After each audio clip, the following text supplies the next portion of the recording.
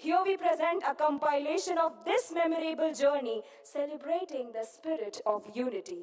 अब मैं माननीय प्रधानमंत्री श्री नरेंद्र मोदी जी से अनुरोध करती हूं कि वे मंच पर पधारें। साथ ही मैं minister of youth affairs and sports and labour and employment doctor Mansukh Mandaviya ji से अनुरोध करती हूं कि वे आदरणीय प्रधानमंत्री जी के साथ मंच पर पधारें। साथियों, एक बार जोरदार तालियों से स्वागत कीजिए माननीय प्रधानमंत्री श्री नरेंद्र मोदी एवं मनसुख मांडविया जी का। अब मैं हमारी पदयात्री तथा माय भारत वॉलंटियर लद्दाख से आई डेचिन से अनुरोध करती हूं कि वे माननीय प्रधानमंत्री जी को सरदार 150 बुक कमेमोरेटिव बुक सादर भेंट करें। कृपया जोरदार तालियों से इस पल की गरिमा को बढ़ाते रहें। भारत मंडपम से लेकर पूरे विश्व तक इसकी प्रखर ध्वनि गूंजती रहे।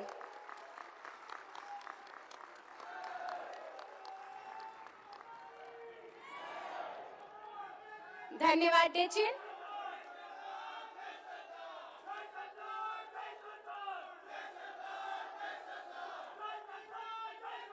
अब हम विनम्रता पूर्वक युवाओं के सारथी और ऊर्जा के पावर हाउस माननीय प्रधानमंत्री श्री नरेंद्र मोदी जी से अनुरोध करते हैं कि वे अपने प्रेरक विचारों से हमारा मार्गदर्शन करें।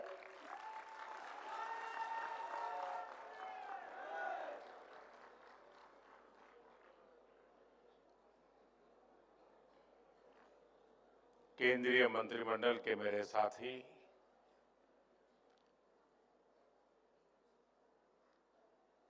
सभी सांसदगण, विकसित भारत यंग लीडर्स चैलेंज के विनर्स, अन्य महानुभाव और देश भर से यहां आए मेरे सभी युवा साथी, विदेशों से जो नौजवान आए हैं उनको भी एक नया अनुभव मिला होगा।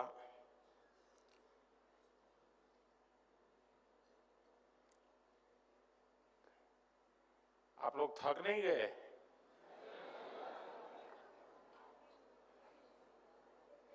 दो दिन से यही कर रहे हैं तो अब क्या सुन सुन कर थक नहीं जाओगे?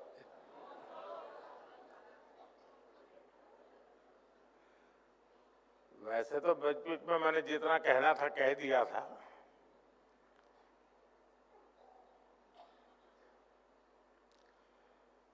जब मैं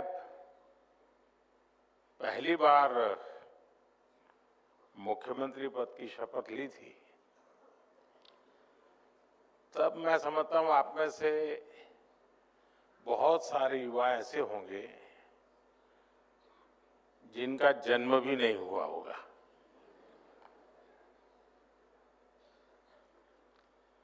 और जब मैंने 2014 में प्रधानमंत्री पद की शपथ ली थी तब आप में से ज्यादातर लोगों को बच्चा कहा जाता होगा।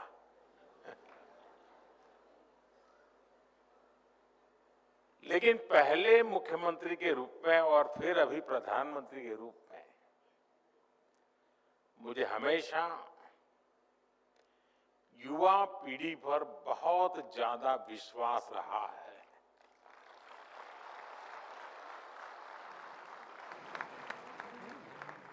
आपका सामर्थ्य, आपका टैलेंट, मैं हमेशा आपकी एनर्जी से खुद भी एनर्जी पाता रहा हूं। और आज देखिए, आज आप सभी विकसित भारत के लक्ष्य की बागडोर थामे हुए हैं। साथियों, साल 2047 में जब हमारी आजादी के 100 साल होंगे, वहां तक की यात्रा भारत के लिए भी अहम है और यही वो समय है जो आपके जीवन में भी सबसे महत्वपूर्ण है। यानी बड़ी गोल्डन अपॉर्चुनिटी है आपके लिए। आपका सामर्थ्य भारत का सामर्थ्य बनेगा। आपकी सफलता भारत भारत की सफलता को नई ऊंचाइयां जरूर देगी। मैं आप सभी को विकसित भारत यंग लीडर्स डायलॉग में सहभागिता के लिए बहुत बहुत बधाई देता हूं।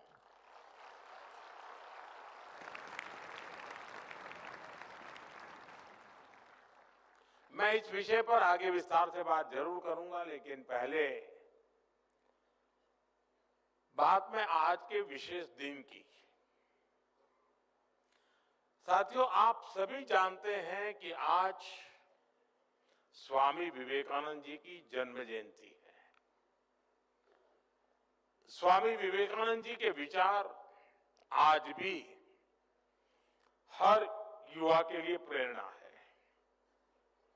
हमारे जीवन का लक्ष्य क्या है? पर्पस ऑफ लाइफ क्या है? कैसे हम नेशन फर्स्ट की भावना के साथ अपना जीवन जिए? हमारे हर प्रयास में समाज का, देश का हित हो, इस दिशा में स्वामी विवेकानंद जी का जीवन हम सभी के लिए बहुत बड़ा मार्गदर्शक है, प्रेरक है। स्वामी विवेकानंद का स्मरण करते हुए हर साल 12 जनवरी को हम राष्ट्रीय युवा दिवस मनाते हैं और उन्हीं की प्रेरणा आज 12 जनवरी को विकसित भारत यंग लीडर डायलॉग के लिए चुना गया है। साथियों, मुझे खुशी है कि बहुत ही कम समय में विकसित भारत यंग लीडर्स डायलॉग इतना बड़ा प्लेटफॉर्म बन गया है।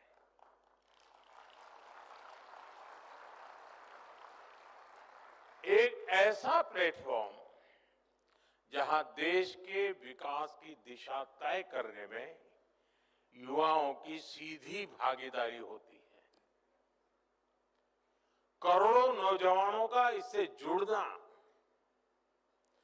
50 लाख से अधिक नौजवानों की रजिस्ट्री, 30 लाख से अधिक युवाओं का विकसित भारत चैलेंज में हिस्सा लेना, देश के विकास के लिए अपने विचार शेयर करना, इतने बड़े स्केल पर युवा शक्ति का एंगेज होना अपने आप में अभूतपूर्व है।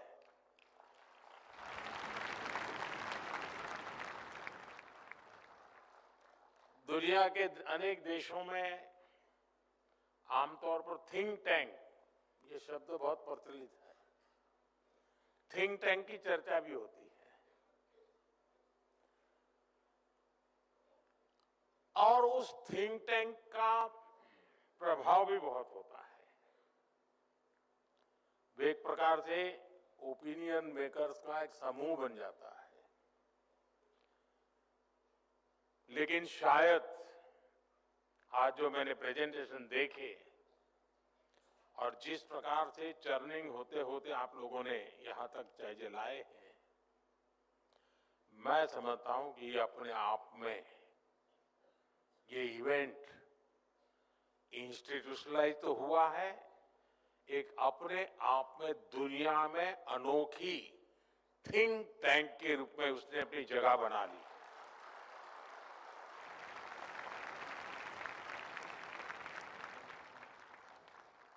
एक निश्चित विषय को लेकर, निश्चित लक्ष्य को लेकर के लाखों लोगों का मंथन होना, इससे बड़ा थिंकिंग क्या हो सकता है? और मुझे लगता है कि इसके साथ थिंक टैंक शब्द बैठता नहीं है, क्योंकि टैंक शब्द इसलिए आया होगा छोटा सा होता है। ये तो विशाल है, सागर से भी विशाल है और समय से भी आगे है और विचारों में समंदर से भी ज्यादा गहरा है। और इसलिए थिंक टैंक शब्द टैंक वाले शब्द से भी सीमित नहीं किया जा सकता, ऐसा इसका अनुभव है। और जिन विषयों का आज आपने चर्चा में लिया है, जैसे खासतौर पर वुमेन लेड डेवलपमेंट और यूथ पार्टिसिपेशन इन डेमोक्रेसी, ऐसे गंभीर विषयों पर जिस प्रकार से विचार आपने रखे हैं, ये प्रशंसनीय है। थोड़ी देर पहले आपने यहां जो प्रेजेंटेशन रखे, अलग अलग थीम्स को लेकर प्रभावी बात रखी, ये दिखाता है कि हमारी अमृत पीढ़ी विकसित भारत के निर्माण के लिए कितनी संकल्पित है। इससे ये भी स्पष्ट होता है कि भारत में जैन जी का मिजाज क्या है।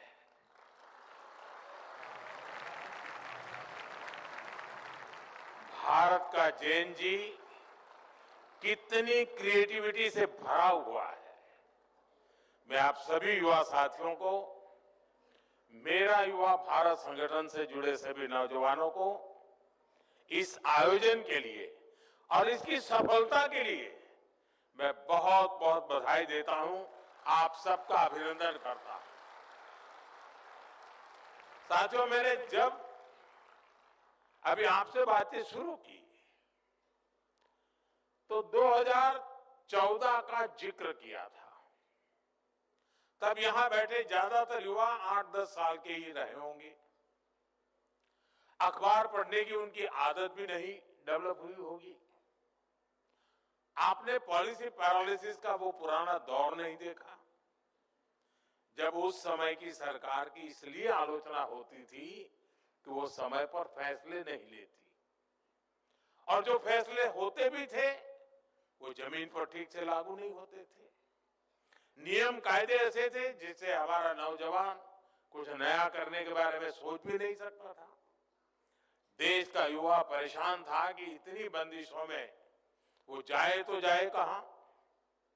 साथियों, ये हालत ये थी कि अगर किसी एग्जाम के लिए, जॉब के लिए अप्लाई करना होता था तो सर्टिफिकेट अटेस्ट कराने के लिए अफसरों और नेताओं के साइन लेने में ही दम निकल जाता था।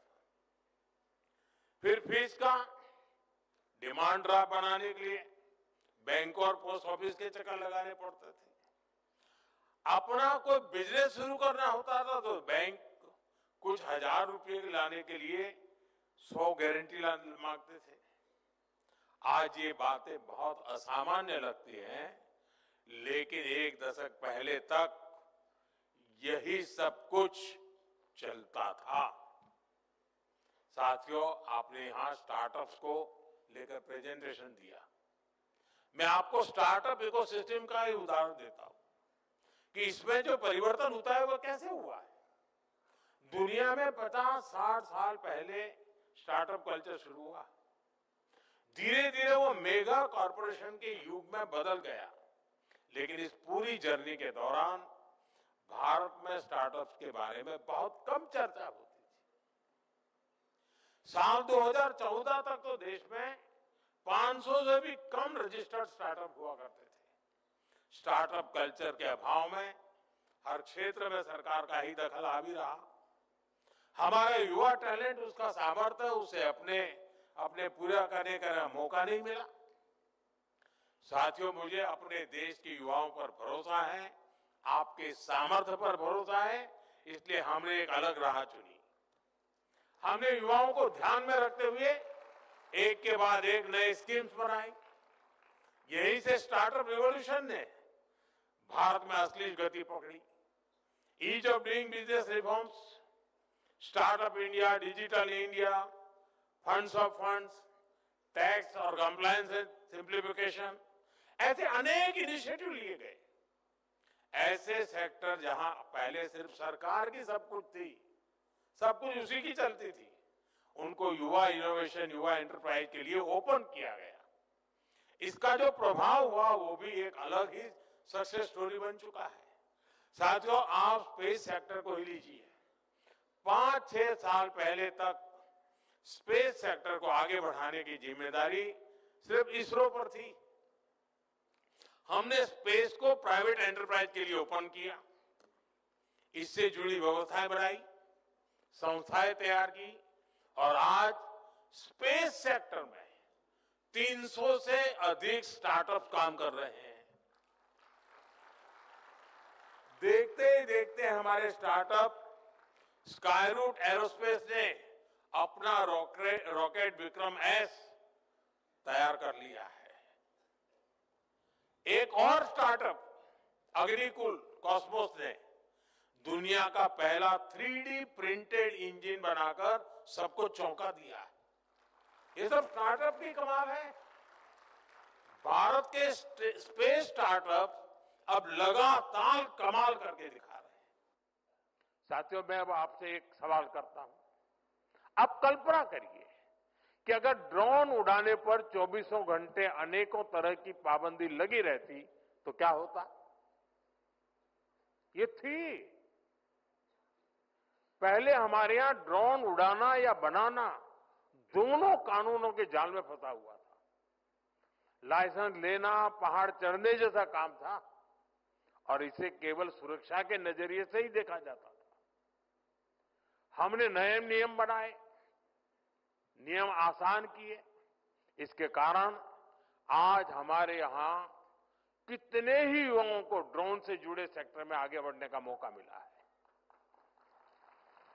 युद्ध क्षेत्र में मेड इन इंडिया ड्रोन देश के दुश्मनों को धूल चटा रहे हैं और कृषि क्षेत्र में हमारी नमो ड्रोन दीदियां खेती में ड्रोन टेक्नोलॉजी का उपयोग कर रही है। साथियों, डिफेंस सेक्टर भी पहले सरकारी कंपनियों पर ही निर्भर था। हमारी सरकार ने इसको भी बदला। भारत के डिफेंस इकोसिस्टम में स्टार्टअप के लिए दरवाजे खोले। इसका बहुत बड़ा फायदा हमारे युवाओं को ही मिला है। आज भारत में 1000 से अधिक डिफेंस स्टार्टअप्स काम कर रहे हैं। आज एक युवा ड्रोन बना रहा है तो दूसरा युवा एंटी ड्रोन सिस्टम बना रहा है। कोई एआई कैमरा बना रहा है, कोई रोबोटिक्स पर काम कर रहा है। साथियों, डिजिटल इंडिया ने भी भारत में क्रिएटर्स की एक नई कम्युनिटी खड़ी कर दी है। भारत आज ऑरेंज इकोनॉमी यानी कल्चर, कंटेंट और क्रिएटिविटी का अभूतपूर्व विकास होते देख रहा है। Bharat media, film, gaming, music, digital talent, VR, XR जैसे क्षेत्रों में एक बड़ा ग्लोबल सेंटर बन रहा है।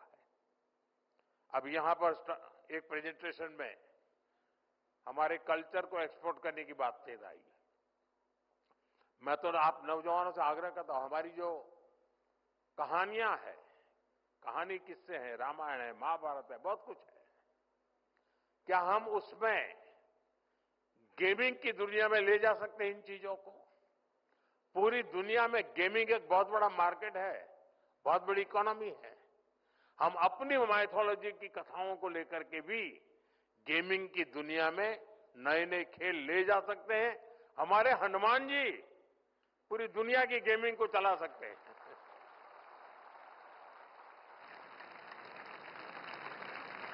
हमारा कल्चर भी एक्सपोर्ट हो जाएगा, आधुनिक रूप में हो जाएगा, टेक्नोलॉजी का उपयोग होगा। और आजकल भी मैं देख रहा हूं हमारे देश के कई स्टार्टअप हैं जो गेमिंग की दुनिया में बहुत बढ़िया भारत की बातें कह रहे हैं और बच्चों को भी खेलते खेलते भारत को समझना सरल हो जाता है। साथियों, world audio visual and entertainment summit यानी वेव्स युवा क्रिएटर्स के लिए एक बहुत बड़ा लॉन्च पैड बन गई है। यानी सेक्टर कोई भी हो, आपके लिए आज भारत में अनंत संभावनाओं के द्वार खुल रहे हैं। इसलिए मेरा आज यहां इस आयोजन से जुड़े सभी युवाओं से, देश के युवाओं से आह्वान है, आप अपने आइडिया के साथ आगे बढ़िए, रिस्क लेने से पीछे मत हटिए। सरकार आपके साथ कंधे से कंधा मिलाकर चल रही है। साथियों, बीते दशक में बदलाव का, रिफॉर्म्स का जो सिलसिला हमने शुरू किया वो अब रिफॉर्म एक्सप्रेस बन चुका है और इन रिफॉर्म्स के केंद्र में आप है, हमारी युवा शक्ति है। जीएसटी में हुए नेक्स्ट जनरेशन रिफॉर्म से युवाओं और एंटरप्रेन्योर्स के लिए प्रोसेस और आसान हो गई है। अब 12 लाख रुपए तक की इनकम पर टैक्स जीरो हो गया है।